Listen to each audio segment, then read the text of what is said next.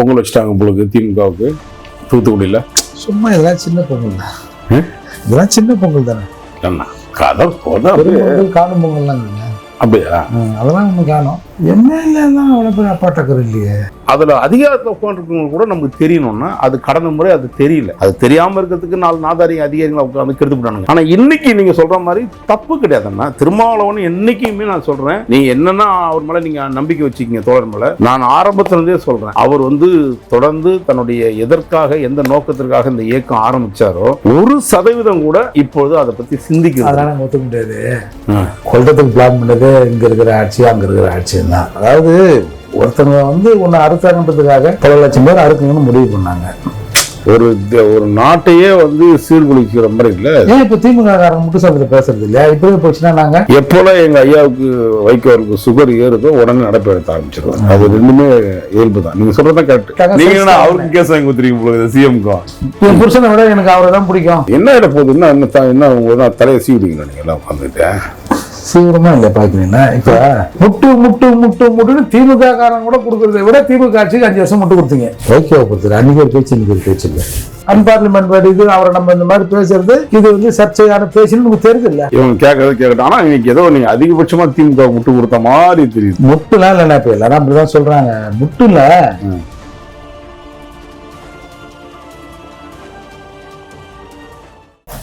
அண்ணா வணக்கண்ணே. வணக்கண்ணா. இன்னைக்கு காலையில பொங்கல் வச்சுட்டாங்க உங்களுக்கு திமுகவுக்கு தூத்துக்குடியில். சும்மா இதெல்லாம் சின்ன பொங்கல் தான். இதெல்லாம் சின்ன பொங்கல் தானே. என்ன கதை போதும் காணும் பொங்கல்லாம் அப்படியா? அதெல்லாம் ஒண்ணு காணும் இல்ல. ஒரு அந்த எம்எல்ஏ சொல்றாரு போய் சட்டமன்றத்துல போய் அவர் சபாநாயகர் போய் இது வாங்கிட்டு வாங்க, கையெழுத்து வாங்கிட்டு வாங்கன்றாரு அரசு பண்றதுக்கு. அப்படி எதுனா விதிமுறைகள் என்ன? மந்திரி மீது கேஸ் போடுறதுக்கு கவர்னர் அனுமதி வாங்கணும். எம்எல்ஏலாம் அவ்வளோ பேர் அப்பாட்டக்கர் இல்லையே. இல்லை, அவருக்கு சபாநாயகர்கிட்ட போய் வாங்கினா சபாநாயகர்னா எதிர்கட்சி சார்ந்தவர் தான், அந்த ஆளுங்கட்சி சார்ந்தவர். அவர் எப்படி இவருக்கு எதிராக கைது போட மாட்டாரா? இல்லை, அப்படி அது மாதிரி ஒரு ஆணை இல்லை எனக்கு தெரிஞ்சு. அப்படி இருந்தால் சபாநாயகர் சொல்லி தான் கைது பண்ணாங்கன்னு கத்துறது வேற என்ன. அப்போ இவர் பேசுறது சரின்றீங்க. ஒரு முதலமைச்சரை ஒரு மட்ட ரகமா என்ன சொல்றது, அது ரொம்ப கேவலமான வார்த்தைகள். அது என்னமோ வேணும்னே சொல்ற மாதிரி எல்லாம் இல்லை. அது இப்போ நீங்கள் அரசியலில் இங்கேருந்து ட்ரம்ப்புக்கு சவால் விடுவான். தொட்டுப்பார் வெட்டிப்பார் கம்யூனிஸ்டுகள். சரி, நான் இப்போ தான் என் நலம் விசாரிச்சார், என்னை பிறந்தநாள் வார்த்தை சொன்னான்னு கூட சொல்லுவாங்க.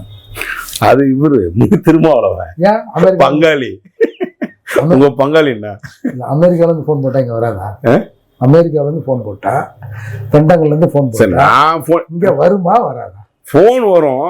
அதையே நான் பெருமையாக பீத்திக்கணும்னு கேட்குறேன். எனக்கு தெரியல. எனக்கு அமித்ஷா ஃபோன் பண்ணார்னா என்ன சொல்ல வர்றாரு? இப்போ இதில் அமித்ஷாவுக்கு ஃபோன் பண்ணார்னா நான் எந்த அளவுக்கு செல்வாக்கு இருக்குதுன்னு தெரியுமா? அப்படின்னு இல்லை, நான் கிங் மேக்கர்னு அவருக்கும் தெரியும்.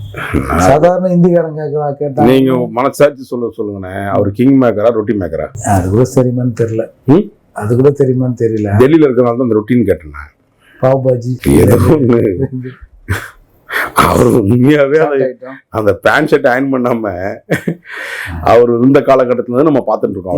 அவர் பேசுறாரு இல்ல, நான் 2 இட்லி ஒரு வடை சாப்பிட்டேன், ஆனா 12,000 பில்லு கட்டேன், நான் 10,000 பேண்ட் போடக்கூடாதா?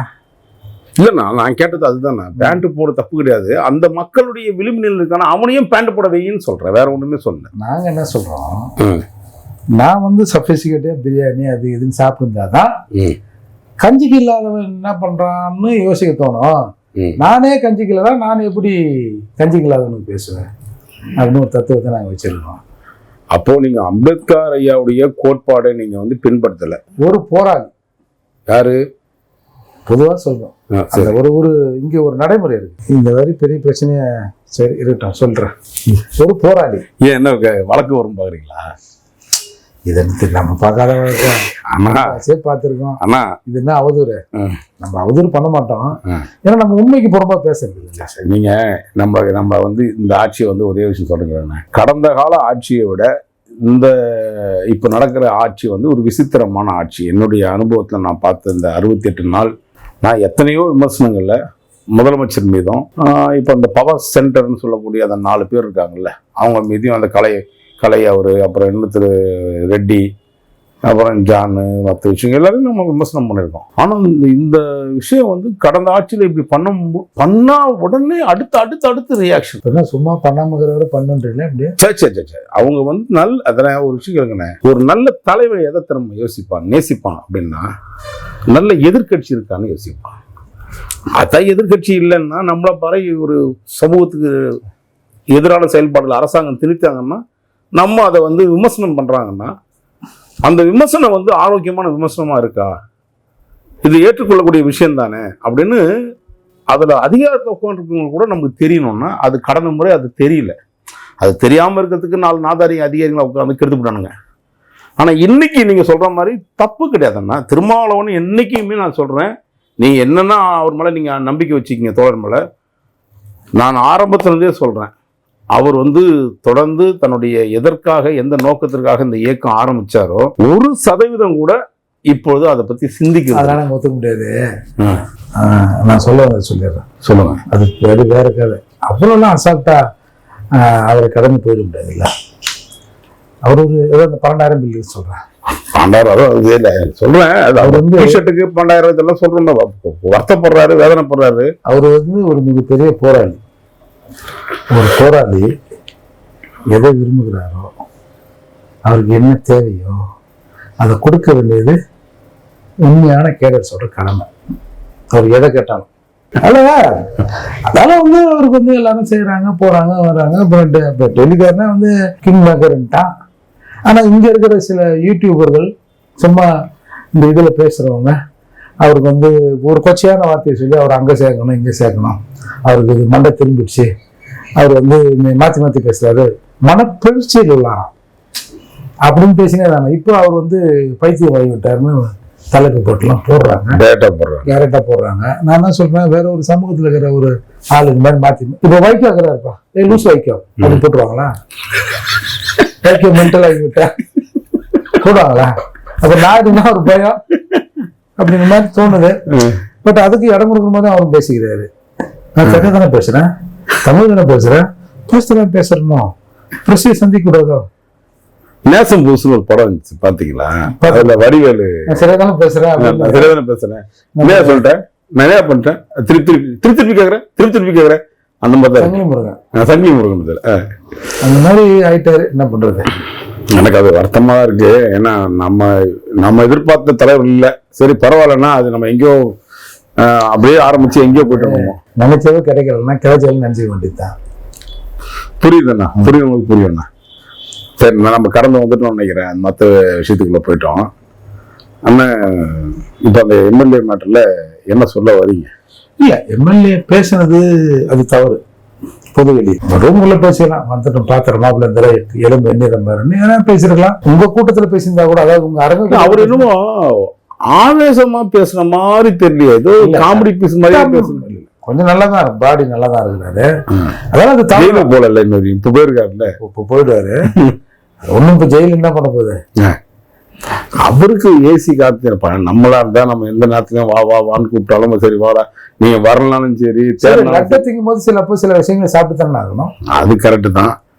ஆனா இருந்தாலும் சரி, நான் இப்படி சொல்ற மக்கள் என்ன சொல்றாங்கன்னா, இவர் பேசுனது மட்டும் போடுறாங்கன்னுட்டு திமுகவில் இருக்கக்கூடிய சில நண்பர்கள் என்ன சொல்றாங்க பேசுறாங்கன்னா, முதலமைச்சரை கொத்து போட்டா போடுவாங்க, முன்னாள் முதலமைச்சர் சொல்லலாமா?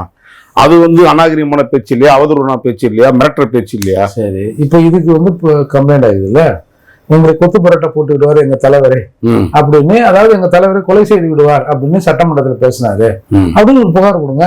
இல்ல வெளியில கொடுக்கலையா? எம்எல்ஏ எல்லாம் இருக்கிறீங்களா, சபாநாயகர்கிட்ட கொடுங்க, சபாநாயகர் டெல்லிக்கு அனுப்புங்க, இவரை பதவி நீக்கம் செய்யணும்னு. ஏன் கொடுக்க மாட்டேன்? பயமா இருக்கலாம், பயமா கூட. நீங்க புகார் கொடுங்க சாமி, கொடுத்துட்டு அதுல இட் இஸ் நாட் அப்ளிகபிள் கூட வரட்டும். இல்லைண்ணா, உங்களுக்கு திறமையான சீனியர் வழக்கறிஞர்கள் இருக்காங்க. அண்ணன் இளங்கோண்ணன் இருக்காரு, என்ன இளங்கோண்ணன், அண்ணன் வின்சென்ட் இருக்காரு. அப்புறம் என்ன அவங்களாம் இருந்துதான் வந்து மாரிதாஸை வந்து ரிமாண்ட் பண்ணி போட்டு காரி துப்பி செக் பேச கிடையாது ஒண்ணு கிடையாதுன்னு தட்டி விட்டாங்க. அது மாதிரி பல உதாரணங்களை சொல்லலாம்ல. இது எப்பா இந்த பிட்டிஷன் இங்க கொடுக்குறது இல்லப்பா, கார்பரேஷன் நின்ன கமிஷனர் தான் நின்ன கார்பரேஷன் கமிஷனர் வந்துக்கிற மாநகர அவர்கிட்ட போனோம்பா, சிட்டி போலீஸ் கமிஷனர் கிட்ட போனோன்ற மாதிரி காரி துப்பிய சம்பவங்கள்லாம் இருந்தது. இருக்குதா? அப்புறம் அப்போ அவளை வக்கீலுக்குறான் அப்படின்னா எது செஞ்சாலும் ஓகே சார் பண்ணலாமா பண்ணி விட்டுருன்னு தோல்வி அவர் தான். அந்த வகையில் வந்து இன்றைக்கு வந்து இவர் கைது செய்யப்பட்டிருக்கிறார். நம்ம இப்போ பிஎன்எஸ்ல இது வந்து ஒரு குற்றவியல் நடவடிக்கை எடுக்கலாம், சிவிலாகவும் போடலாம். முன்னாடி வந்து இந்தியன் பினல் கோட்ல அது வந்து உரிமையியல் சிவில் ரைட்ஸ்ல வந்துடும். அதனாலதான் இப்ப என்ன பண்ணிடுறாங்க இவங்க, இப்ப இந்த இதுல 351(3) கடுமையான குற்றவியல் மிரட்டல் வந்து அவதூறு இல்லை, இது மிரட்டல். அப்படின்னா அது ஆட்டோமேட்டிக்கா குற்றவியல் நடவடிக்கைகள் வந்துடும்ல. அப்புறம் வந்து அமைதியை குலைக்கும் அவதூறு பேச்சு, இதுதான் வந்து அவதூறு பேச்சு. அமைதியை குலைக்கும் அவதூறு பேச்சு சார் வந்து 353 வந்து இரு பிரிவினர்களே வெறுப்பு. பொதுவாக ஒரு அவதூறு பேச்சு இப்போ 2 பிரிவுக்கும் அருவருப்பு இருக்குல்லன்னா, அருவருப்பா இருக்காங்க. அருவருப்பு இல்ல, 2 பிரிவினருக்கும் வெறுப்புன்னா 2 பேரும் சண்டை போட்டுக்குது எப்பரா சொல்லிட்டேன் அப்படின்னு. அப்ப யார் எது தரப்பு யார் சண்டை போட்டது? அதைதான் நாளைக்கு கோர்ட்டு கேட்கும். இப்ப வந்து நம்ம தமிழ்நாட்டிலேயே வந்து நம்ம வைகோ இருக்காருல்ல, வைகோக்கார், அவரோட பேச்சு தான் வந்து இந்த மாதிரி அவதூறு வழக்குகள்லாம் மாட்டிக்கிறவங்களுக்கு ஒரு நல்ல நிவாரணம் மாதிரி, ஒரு முன்னுதாரணம் மாதிரி. அவர் வந்து என்ன பண்றாரு, 2009 ஒரு புக்கு எழுதி வெளியிடுறாரு, நான் ஏன் குற்றம் சாட்டுகிறேன், நான் அலிகேஷன் சொல்றேன் யார் மேல, மத்திய அரசு மேல அப்படின்னு ஒரு புக் எழுதி ராணி நீதிமன்றத்துல வெளியிடுறாரு. வெளியிட்டா மைக் வச்சா தான் அவர் விட மாட்டாரு. ஆமா, அப்ப சொந்த மைக்குன்னா வேற எவனுக்கும் கொடுக்க முடியாம அவரே சாப்பிடுறாரு ஃபுல்லா. அது என்ன பேசுறாரு, இந்த இறுதி யுத்தத்துல எல்லாம் கூட தானே அங்க கொண்டீங்க அப்படின்னு அதுக்கு அப்பயே விமர்சனம் வந்ததுன்னு வச்சுக்கீங்களேன். இந்த இறுதி அந்த இறுதி யுத்தம் அப்படின்ற விஷயத்த நம்ம ஒரு வாரத்தை கொஞ்சம் பேசிட்டு போனோம். அன்னைக்கு இந்த இறுதி யுத்தம் மட்டும் அன்னைக்கு வைகோ போன்ற அண்ணன் திரும்ப ஆரம்பிச்சு, அண்ணன் வந்து சீமானரையும் சொல்றேன், எல்லாம் ஒருங்கிணைச்சு அவர் கருணாநிதியுடைய தலைமையை ஏற்று நடத்தி இருந்தால் அவர் வந்து நீங்க தான் அப்படின்னு சொல்லி எல்லாரும் ஒரு இறுக்கமா கீவரமணியில் ஆரம்பிச்சு இறுக்கம் கொடுத்துருந்தாங்கன்னா அந்த இறுதி யுத்தம் நடந்திருக்காதோ அப்படின்ற எனக்கு ஒரு கொல்கத்துக்கு பிளான் பண்ணது இங்க இருக்கிற ஆட்சி அங்க இருக்கிற ஆட்சி தான். அப்புறம் வந்து நீங்க கருணாநிதியோட காலில் வந்து கிடைக்குன்னா இதெல்லாம் வந்து அவர் தனிமைப்படுத்தினாதான் அந்த டென்ஷன்ல பண்ணிட்டாரோன்றது எனக்கு. அப்பெல்லாம் ஒன்னாதானே இருந்தாங்க. இல்ல அன்னைக்கு வைகோவே வந்துட்டாரு, திரும்பலாம் ஒன்னாதானே இருந்தாங்க. எல்லாருக்கும் அவங்களுக்கு ஒரு கொள்கை பிடிப்பி. அவங்க பிரபாகரன் என்கின்ற ஒரு மாபெரும் ஏன் இன்னொருத்தன் சொன்னாதான் சாப்பிடுவே, நீ உனக்கு தெரியாதா, சுயநிலை தானே எனக்கு தெரியும். பைத்தியக்காரன் சோறத்தை வாயில தானே வைக்கிறான். அப்புறம் இது இவங்க அதாவது ஒருத்தவங்க வந்து ஒன்னு அறுத்தாங்கன்றதுக்காக பல லட்சம் பேர் அறுக்கணும்னு முடிவு பண்ணாங்க. அதெல்லாம் இது சரி. நான் அந்த இறுதி இதுல அவர் சொல்றாரு, இந்த இறுதியில சந்தித்த தமிழர்கள் சந்தித்த கொடுமையெல்லாம் நிலைமையெல்லாம் பார்த்துட்டு இந்த நிலைமை மாறலன்னா இந்தியாவை துண்டு துண்டா உடையும் நிலை வரும். அது பெரிய கேஸ் இல்லைன்னா, அதாவது ஒரு நாட்டையே வந்து சீர்குலைக்கிற மாதிரி இல்ல. ஏன் இப்ப திமுக காரங்க மட்டும் சந்தில பேசுறது இல்லையா? இப்பவே போச்சுன்னா நாங்க தயாராக கேட்க வேண்டிய நிலைமை வரும். அது அஃபென்ஸ். அதாவது சராசரி உள்ளக்கூடிய மனுஷன் பேசுறதுக்கும் இந்திய சராசரி உள்ளவல்ல, நான் சொல்றது ஒரு எம்பி பொறுப்புல உள்ளவங்க தான். அதுதான் நான் சொல்றேன். இப்ப அவங்க எம்எல்ஏ பேசுறது வந்து சட்டவிரோதமான செயல்படுது. சரி, இது நாங்க முடிவு பண்ணோம்னா தேர்தல் அரசியல் விட்டுட்டு வேற ஒரு அரசியலுக்கு போயிடுவோம். அண்ணன் கிட்ட வரீங்க. அண்ணன்லாம் இந்த அண்ணனை விட்டுருங்க, இந்த வாசகத்தை மட்டும் எடுப்போம். அவர்தான் எடுக்க மாட்டான்னு நமக்கு தெரியுமே. சரி, அதால அதுவும் அஃபென்ஸ் தானே. இதுல என்ன இதுலதான் நான் சொல்ல வரேன். அது வந்து எக்மூர்ல நடக்குது. அது வந்து ஒரு சிறை தண்டனை 10,000 ரூபாய் அபராதம் விதிக்கிறார். அப்புறம் அப்பீல்ல ஒரு ஃபைனல் ஜட்ஜ்மெண்ட் கொடுத்தாங்க. ஜெயிலுக்கு போனாடா இந்த ஒரு வருஷத்துல. அவரு 2017 வாக்குலயே என்னமோ கோர்ட்ல ஆஜராகிறாருன்னு கோர்ட்டு சொல்லுது, இப்ப நீ இந்த கேஸ்ல ஆஜராயிட்ட, இது நான் பெயிலபிள் போட்டிருக்கான் செக்ஷன், நீ வந்து பெயில் எடுத்துக்கிறியா, ஓன் பெயில் எடுத்துக்கிறியான்னு கேக்குறாங்க. ஓன் பெயில்ல பெயில் எடுத்துக்கிறியான்னு கேக்குறாங்க. பெயில் அப்ளை பண்ண உடனே நான் விட்டுறேன், நான் விட மாட்டேன், நான் பெயிலாம் கேட்க மாட்டேன், நான் மன்னிப்பு கேட்க மாட்டேன் அப்படி கொண்ட கொள்கையில் நாங்கள் உறுதியாக இருப்போம். எப்பொழுது வந்து நாங்கள் திமுக விட்டு பிரிந்தோமோ மீண்டும் அந்த இயக்கத்தை நாங்கள் என்றைக்குமே சேர மாட்டோம். உடனே ரிமாண்ட் பண்ணி 50 நாள் புழல்ல இருந்தாரு. 50 நாள் இருந்தாரு. அப்பயெல்லாம் இருக்கமா இருந்தாரு. நானும் ஜெயிலுக்கு போறேன் அப்படின்னு சொல்ற மாதிரி எடுக்கணும்னு என்னன்னு தெரியல. ஒரு கால ஏசி ஒத்துக்காது. எப்பவுமே அவர் விஷயம் நீங்க சொன்னது கரெக்ட் தான். ஏசினால சில விபரீதம் ஏற்பட்டிருக்கும். எப்போல எங்க ஐயாவுக்கு வைகோருக்கு சுகர் ஏறுதோ உடனே நடப்பு எடுத்த ஆரம்பிச்சிருவாங்க. அது ரெண்டுமே இயல்பு தான். நீங்க சொல்றதான் கரெக்ட். 50 நாள் கழிச்சு பெயில வந்து அந்த வழக்கு தான் நினைக்கிறேன். அந்த அப்பீல்ல நீதிபதி கேட்கிறாரு, சரி ஒருத்தர் ஒரு பேச்சை பேசுறாரு, அந்த பேச்சு ரியாக்ஷன் வந்து வெளியில வந்துதா இல்லையா? வந்துச்சு. ரியாக்ஷனா அதோட பின் விளைவுகள். இப்ப நான் சொல்றேன், இந்த நாட்டை துண்டாடி விடுவோம். இப்போ பட்டியல் சமூக மக்கள் எங்களை வந்து இந்த மாதிரி நெருக்கினீங்கன்னா நாங்கள் இந்த நாட்டை துண்டாடி விடுவோம் அப்படின்னு நான் பேசுறேன்னு ஒரு வச்சுக்குமே. அந்த பேச்சை கிட்ட நாலு காலில் தகராறு வரணும். அது எங்க அண்ணன் திருமாவட்ட சொன்னீங்கன்னா செஞ்சிருவாரு. தகராறு வந்து நான் இதை துண்டாட போறோம் அப்படின்னு ரியாக்ஷன் வரணும்.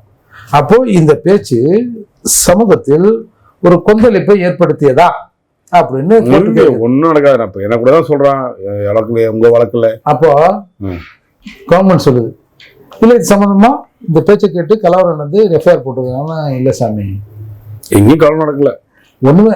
அப்போ ஆக்ஷனே இல்லை, இது எதுக்கே ஒரு இதை கேட்குறீங்க அப்படின்னு அந்த கேஸை தள்ளுபடி பண்ணாங்க. அப்போ இதோட சாராம்சம் ஒரு பேச்சு ஒரு சமூகத்தில் குழப்பத்தை உண்டு பண்ணதுன்னு கேஸ் போடுறல. அப்போ அது எங்க குழப்பத்தை உண்டு பண்ணுச்சுன்னு சொல்லணும்ல. இப்போ இவருக்கு போட்டுக்கிறாங்க இல்லையா அமைதியை குலைக்கிறது. எங்கடா அமைதி குலைஞ்சது? அவன் தாவகாரன் விசில ஊதினுக்கிறான், திமுககாரன் எங்கேயா வேலையை பார்த்துனுக்கிறான். அப்புறம் வந்து இருப்பினுடைய வெறுப்பை தூண்டி பிரச்சனை வருது. எங்க பிரச்சனை வந்தது? இப்போ தாவகாவும் திமுகவும் அடிச்சு மண்டையை ஓடிச்சு. இந்த பக்கம் ஒரு 50 பேர் பெட்டு, இந்த பக்கம் ஒரு 50 பேர் பெட்டா. இந்த மாதிரி வழக்கு போடுறதுனால தான் இந்த மாதிரி அரசியல்வாதிகளும் தப்பிச்சிடறானே. சரி, இப்போ நீங்க ஒண்ணு கேட்டீங்க, கொத்து பரோட்டா போட்டுருவோம். கொத்து பரோட்டானா அந்த பரோட்டா பிச்சு போட்டு நல்லா கூரா அந்த இது இருக்கும், 2 இது வச்சிருப்பான், உள்ள ஒரு கிளாஸ் வச்சிருப்பான், நல்லா குத்தி குத்தி குத்தி சில்லி சில்லி ஆக்கி இதுதான் கொத்து பரோட்டா. ஆமா, அதான் கொத்து பரோட்டா. அதான் நான் சொன்னாரு சிஎம் கொத்து பரோட்டா போட்டு கொத்து பரோட்டா போட்டு அனுப்புனாங்கல்ல அப்படின்னு சொன்னாரு. அதான் சிதைச்சு அனுப்புனாங்க. அவர் சொல்றது வந்து ஓட விட்டாங்க. நீங்க அவருக்கு கேஸ் வாங்கி கொடுத்துருக்கீங்க போல சிஎம்க்கு. ஆக்சுவலி அர்த்தம் வந்து பீஸ் பீஸா ஆக்கி விட்டாங்க. அப்புறம் அந்த கதவை சாத்து அது இது. அப்போ ஏன் உங்களுக்கு வந்து ஒருத்தர் வந்து நம்ம வந்து கையை காட்டி மிரட்டும் மாதிரி பேசுறது கூட அவதூறு தானே. அதாவது ஒரு விஷயம் வாட் மை கன்க்ளூஷன், இதெல்லாம் உங்களுக்கு வந்து அதாவது நான் அவன் வீட்டை கேவலமா பேசுவேன், அவன் என் வீட்டுல இருக்கிறவங்களும் ரொம்ப கேவலமா பேசுவேன். நாங்க சகஜங்க. அப்படித்தானே அரசியல்ல போகணும். இதுக்கு போய் நீ ஒவ்வொரு பேச்சுக்கும் நம்ம எடுத்தோன்னு வச்சுக்கோங்க. என் புருஷனை விட எனக்கு அவரை தான் பிடிக்கும். ஏன்னா அந்த ரோஸை வச்சு 4 மணில இருந்து இருந்தேன். எங்க விஜய் போயிட்டாரு, என் புருஷனுக்கு மேலன்னு பல பேர்லாம் சொல்றாங்க. அப்போ இதெல்லாம் வந்து ஒரு பெரிய சமூகத்துல இந்த கருத்து சமூகத்துல போச்சுன்னா சில பலவீனமானவங்க இதை கூட ஃபாலோ பண்ணி போயிடலாம். ஏன் புருஷன் அப்படின்னு கூட போயிடலாம். சினிமாவில் அவ்வளோ அயோக்கியத்தனம் பேசுறாங்களே, என்ன பண்ணுவீங்க? என்ன சினிமாவில் நம்ம காசு கொடுத்து பார்த்துறோம்னா இவன் நம்ம பக்கத்து வீட்டுக்காரனா இருப்பான், எதிர் வீட்டுக்காரனா இருப்பான், நம்ம வேவ்லென்த்லயே இருப்பான்ல. அப்போ நீங்க ஒரு கூட பழத்துக்கு ஒரு பழம் போதாதா? அடுத்த கூட்டத்துக்கு இந்த புள்ள போகுது, ஒரு 50% கூட போதுங்க. இவரை விட அவர் சூப்பர் பாரா ஆள் எப்படி அப்படின்னு அடுத்த தடவை அதை பார்க்கிற போது அந்த பெண்களுக்கு அந்த மனநிலை அந்த டாக் வருமா வராதா? நேச்சுரலா நிச்சயமா வரதுக்கு வாய்ப்பு இருக்கு. அப்ப அந்த பொண்ணுகள் நம்ம போய் வந்து சமூக அமைதியை சீர்குலைக்க போனா அப்படின்னு கேஸ் கொடுக்கலாமா? ஏதாவது கடந்து போக வேண்டியதுதான். பட் இருந்தாலும் பேசுறதும் கொஞ்சம் அதிகம் தான் நினைக்கிறேன். நினைக்கிறீங்களா? இல்ல, பொதுவெளியில பேசுறது அதிகம் தான். நிறைய பேர் பேசுறாங்க. நீங்க கொத்து பரோட்டா பண்ற விஷயமும் அவங்க திரும்பவும் அதுதான் திமுக தூரப்ப பேசிட்டு இருக்கும்போது பாருங்க சில விஷயம் போயிட்டு இருக்கு. கதவு சாத்துற அசம்பிளி கதவு சாத்துன்னு அசம்பிளி கேட்டேன், பர்மிஷன் கேட்கலாமோன்ற மாதிரி இருந்தேன் அப்படின்னு சொன்னாரு. அப்ப கதவு சாத்தினா எதுக்கு? உள்ள வச்சு நவுத்துறதுக்கா? என்ன அடிக்கிறதுக்கு தான். எங்களை திமுக பண்ணானுங்க அந்த அம்மா போயிட்டு இப்ப திரும்ப விஜய் அவர்கள் மூலியமா நடக்க போகுது. ஏன் இப்ப பொன்முடி சொல்லியா கவர்னர் விஜயகாந்த் அவர் தான் கேட்டாரு, நாக்கம் முடிச்சுக்கா. அது பரவாயில்ல செய்கணும், அது கொஞ்சம் செக்ஷன் கம்மி. இது வெளியவே சொல்றாரு, நானுவா. அப்புறம் வெளியில வந்து நாங்க நினைச்சிருந்தா சேகர் பாபு மாதிரி ஆளுங்கெல்லாம் இருக்கிறாங்க, நாங்க நினைச்சிருந்தா கவர்னர் வெளியே வந்திருக்கு சொன்னது கொலையே நடந்தா கூட சபாநாயகர் தான் வழக்கு போடணும். யார கவர்னர் இவங்க கொண்டாடுறோம் சட்டமன்றத்துக்குள்ள, அதுவும் சட்டமன்றத்துக்குள்ள கொண்டா கூட சபாநாயகர் தான் கேஸ் போடணும்னாங்க. ஒருத்தரும் பெருசா குதிக்கலையா? திமுக ஆட்சியில பயம். திமுக ஆட்சியிலேயே ஆமா, சட்டமன்றத்துல அந்த ஃபர்ஸ்ட் கவர்னர் உரையில சில இவங்க வெளியில அதுலயே எப்பேற்பட்ட போய் பாருங்க. அவர் வந்து ஒரு பெரிய கண்டென்ட்டை விடுறாரு, ஒரு 10 லைனை விடுறாரு. என்னன்னா இந்த மாதிரி அம்பேத்கர், காமராஜர், பெரியார், கலைஞர், அவரு இவரு இந்த உலகம் போற்றும் தலைவர்களோட கொள்கையை ஏற்று மிக சிறப்பான திராவிட மாடல் ஆட்சி நடைபெறுகிறதுன்னாரு. அவர் என்ன பண்ணாரு, அந்த பேராவே விட்டாரு. இது போய் நல்ல ஆட்சி அது கருமம் அப்படின்னு விட்ட உடனே வெளியில வந்து அம்பேத்கர் பேரு, காமராஜர் பேரு, பெரியார் பேரு, கலைஞர் பேரு, இந்த 4 பேரை கவர்னர் வாசிக்க மறுத்து விட்டார். அப்படின்னு நான் நினைப்பேன், ஏன்னா அம்பேத்கர் பேர் இருந்தால் படிக்க விட்டாரு அப்படின்னு நாங்க கோபம் பண்ணோம். கண்டிப்பா நாடார்கள் காமராஜர் தலைவர் பேரை சொல்லியா, அவன் காமராஜர் பேரை சொல்லியா அப்படின்னு அவங்க. பெரியாருக்கு ஒன்றும் பெருசாங்க ரியாக்ஷன் ஆக போறது இல்லை, கருணாநிதிக்கு ஒன்றும் இல்லை. அது கலாநிதர் அப்போ இந்த மாதிரி ஒரு ஸ்டேட்மெண்ட், இந்த பேர்களை வந்து படிக்க மறுத்து விட்டார் அப்படின்னு சொல்றது சமூகத்துல ஒரு கலவரத்தை ஏற்படுத்தி தர. இந்த பேராகிராஃப் விட்டுட்டாருன்னு சொல்லு நியாயம். ஆனா நீங்க வெளியில பிரஸ் மீட்ல சொல்லும் போது இதுதான் சொல்றீங்க. அப்போ உங்க மேல யாராவது கம்ப்ளைண்ட் கொடுத்துருக்கணும். அப்ப எல்லாரும் கம்முன்னு பயந்துன்னு இருந்தாங்க. அதால இல்ல சரி போனா போது கூட விட்டாங்கன்னு கூட இப்படி கூட சொல்லுவோங்க. அந்த மாதிரி இதை விட்டுருக்கலாம். சரி இருந்தாலும் வந்து இதை போட்டு பிடிச்சி இன்னும் ரிமாண்ட் எடுத்து போகல. இப்போ மேஜிஸ்ட்ரேட் கிட்ட எடுத்து போனாதான் இதுக்கான ரிமாண்ட் ஆகாம ஆகாதான் வாய்ப்பு இல்லை. ரிமாண்ட் பெரும்பாலும் ஆகிட்டேன். ஏன்னா இவங்க வந்து இந்த செக்ஷனை போட்டுக்கிறாங்க இல்லையா, கடுமையான குற்றவியல் மிரட்டல். மிரட்டல்லாம் என்ன பொருளுவேன், எலும்ப உடைச்சிருவன்ற வார்த்தையெல்லாம் நமக்கே கோவம் வருது. ஒரு முதலமைச்சரை பார்த்து இப்படி நம்மளால பத்தி எனக்கு தெரியல. கதவை ஒரு நாள் சாத்தினாருன்னா சிவாஜிபுரத்தை சாத்துறவா சாத்திட்டாருன்னா ஆகும். டைரக்டர் யாரு?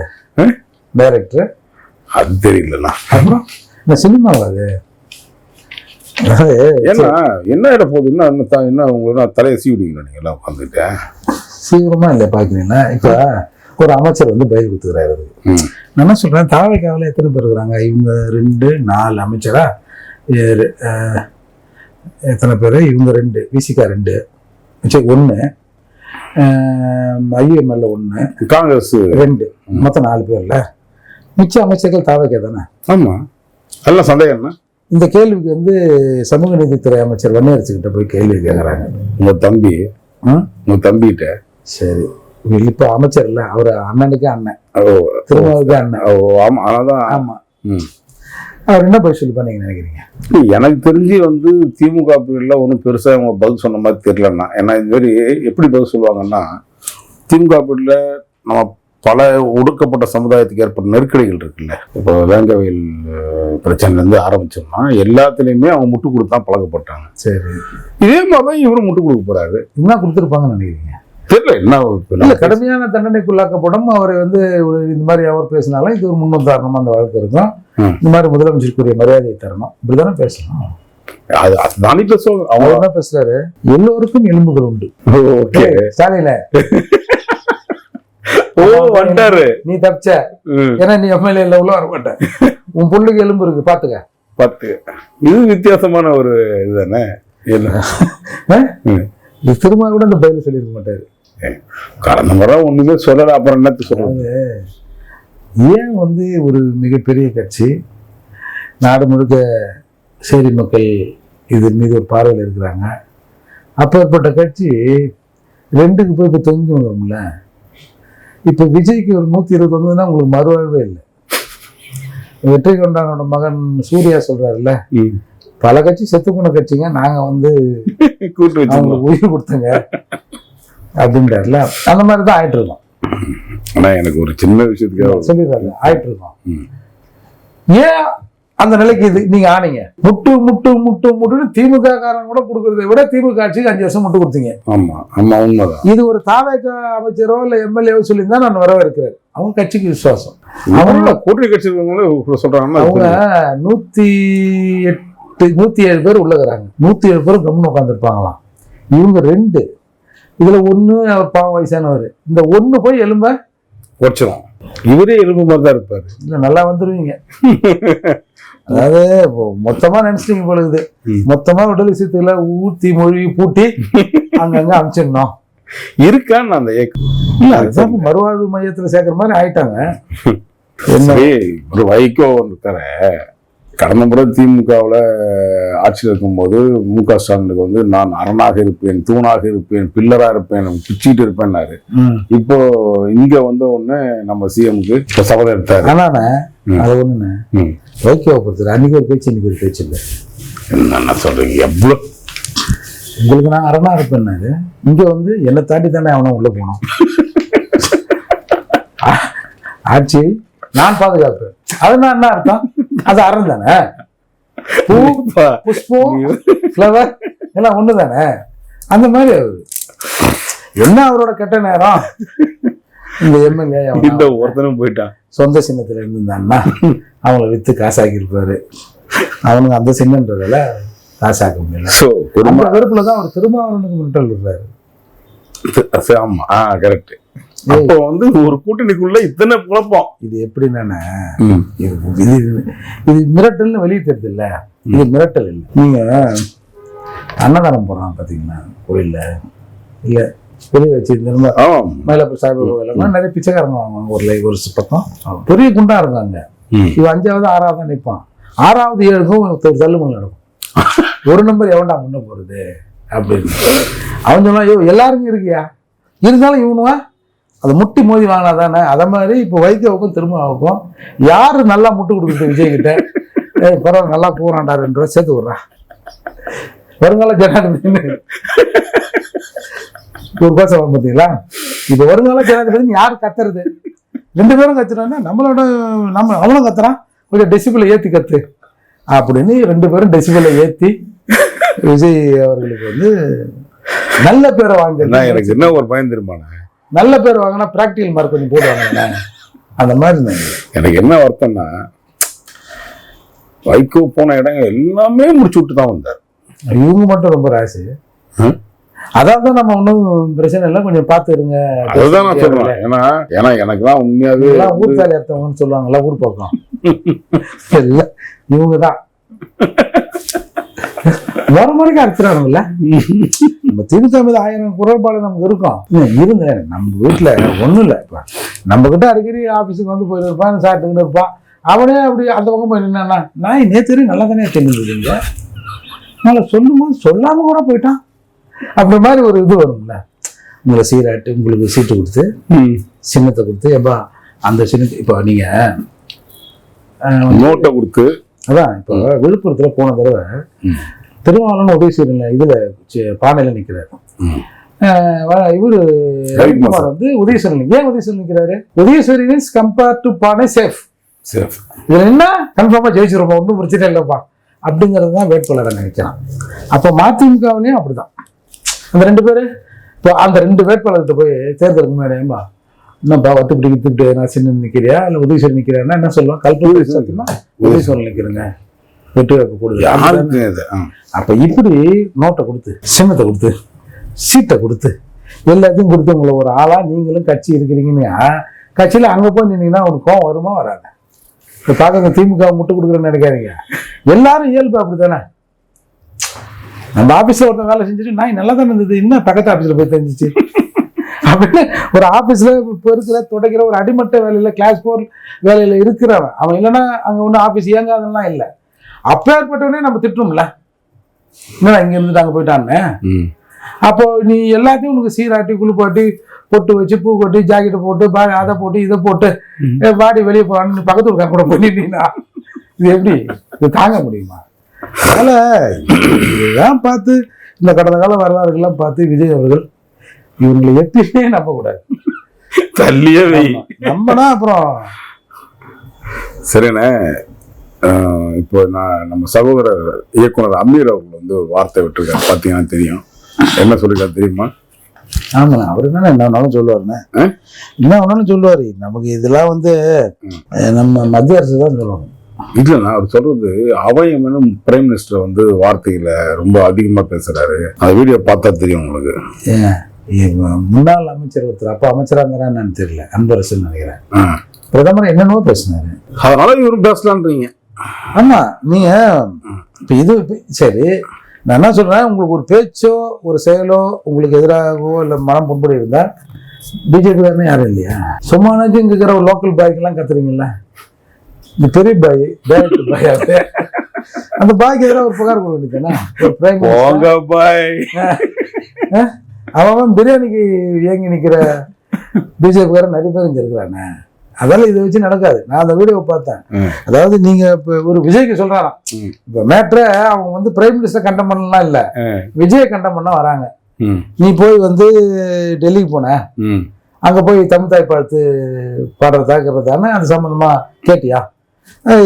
அதெல்லாம் வந்து அவன் யாரு அவன் யார் பர்மிஷன் கொடுக்க? சரி, அவன் யாருன்னு கூட அதான் மோடி தான். மோடியை பார்த்தீங்க, அவன் யாரு பர்மிஷன் கொடுக்க அப்படின்னு கேட்டு அடுத்து வந்தே மாதரம் பண்ணாங்க.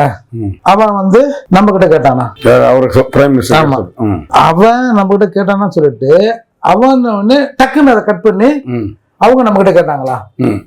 அப்போ உனக்கு தெரியுது பயம், உனக்கு தெரியுதுல இது சட்டப்படி தவறு, அன்பார்லிமெண்ட் படி இது, அவரை நம்ம இந்த மாதிரி பேசுறது இது வந்து சர்ச்சையான பேசணும்னு உங்களுக்கு தெரியுது இல்ல? தெரிஞ்சு 2 முறை பேசுறாரு. அப்ப இது வந்து கேஸ் போறதுக்கு தகுதியான விஷயம்.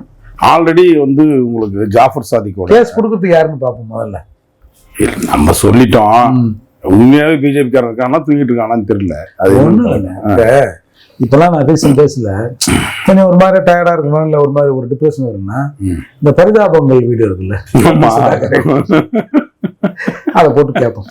ஒன்றும் இல்லை, இந்த திருப்பதியில இந்த நெய்யில லட்டுல மாட்டு கொழுப்பு ஏதோ கலந்து சொன்னாங்க ஒரு விஷயம் வந்தது இல்ல, அதுக்கு அவங்க கலவுக்கு எல்லாம் போடுறாங்க, அது பல லட்சமே போகுது. இதுக்கு போய் பிஜேபி காரன் கேச கொடுத்துறான். பரிதாபம் இல்ல, திமுக போன ஆட்சியில எந்த ஆட்சியா இருந்தாலும் ஏதோ ஒரு காமெடியா பேசுறான், சிரிச்சிட்டு போக வேண்டியது தானே. அதுக்கு போய் புகார்லாம் கொடுத்துறாங்க. இப்போ பிரைம் மினிஸ்டர் அவங்க வாங்குறான்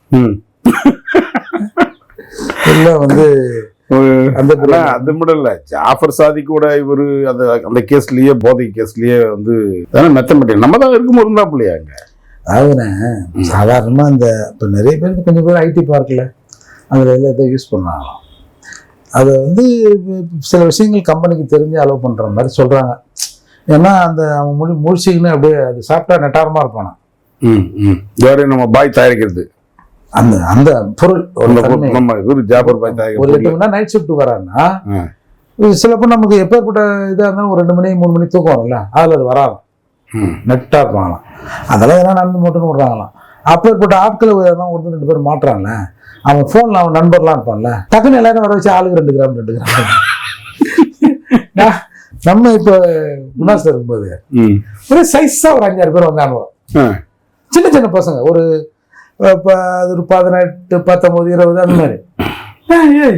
என்னடா ஒரு சைஸாக இருக்கீங்க, என்ன இன்னும் ஒன்று தெரியும்ண்ணா எனக்கு, இல்லைண்ணா யாரா நீங்கள், என்னடாண்ணா இல்லைண்ணா எங்கள் ஃப்ரெண்டு ஒருத்தர் ஐடி பார்க்கில் அழிச்சாண்ணா, அவன் வந்து எதை வச்சுருந்தானா. அப்புறம் பார்த்தா அந்த ஃபோன் இருக்கிற ஆளுங்கெல்லாம் கூப்பிட்டு எல்லாம் ஃப்ரெண்டான்னு ஒரே ரேஞ்சில் எல்லாருமே 2 கிராம் போட்டு அனுப்பிச்சிட்டாங்க. அநேகமாக ஜாஃபர் சாதிக் பாய்கிட்ட வாங்கியிருப்பாங்க, இல்லை அமீர் பாய்கிட்ட வாங்கியிருப்பாங்கன்னு நினைக்கிறேன். அதனால இப்படிதான் நடக்குது. நம்ம என்ன சொல்றது, எதை சரி சொல்றது சொல்லிட்டோம், இவங்க கேட்கட்டும். ஆனா இன்னைக்கு ஏதோ நீங்க அதிகபட்சமா திமுக முட்டு கொடுத்த மாதிரி தெரியுது. முட்டுலாம் இல்லைண்ணா, இப்ப எல்லாரும் அப்படிதான் சொல்றாங்க. முட்டு இல்ல, சில விஷயங்களை, அதாவது இது இந்த உதாரணத்தை சொல்லி முடிக்கிறேன். ஏன் தெரியுமா, ஒரு படத்துல கிட்டி திட்டுவாங்க, அவன் என்னென்ன பேச்சு பேசுறான், கம்மி தானே எவ்வளோ அவனுக்கு பேச சொன்னான். அப்போ பேசுறதுதான் இங்க ரியாக்ஷனே. பெரிய மீச வச்சு அப்படி கம்மா இருந்துடணும், இருக்கிற தெரியாம இருந்தோம். ஆமா, வடிவேல் மாதிரி பேசினா இப்ப டிஸ்கஷன் ஆகி போச்சுல.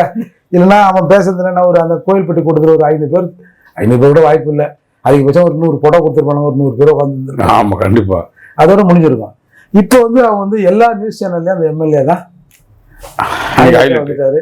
இது வந்து ஸ்டாலினுக்கு உதயநிதி கூட ஒரு படிச்சுட்டாருங்க, தெரியல என்ன நான் யாருன்னு அப்படின்னு சொல்றது. அதனாலதான் சொல்றேன், சில விஷயங்களை கண்டுக்காம போறது கூட எதுக்கு அவனை கூப்பிட்டு இது சொல்லுவாங்க, அதை தொடர்பு இதை பார்ப்பாங்க மாதிரி விட்டுருக்கலாம். சந்தோஷண்ணே. நேர்களே, தொடர்ந்து உங்களுடைய ஆதரவு, உங்களுடைய கமெண்ட்ஸை நாகரிகமாக போடணும். உங்களுடைய இதுகளில் தயவுசெய்து நான் அண்ணன் சொல்றதுக்காக சொல்கிறேன், விசிகேல இருக்கக்கூடிய அண்ணன்மார்கள் கோபத்தில் சில சகோதரர் தகாத வார்த்தையெல்லாம் போடுறாங்க. எங்கள் பணி அதல்ல, உங்கள் பணி அதுவாக இருந்தால் அதுவே ஆண்டவனுக்கே சேரும். நன்றி.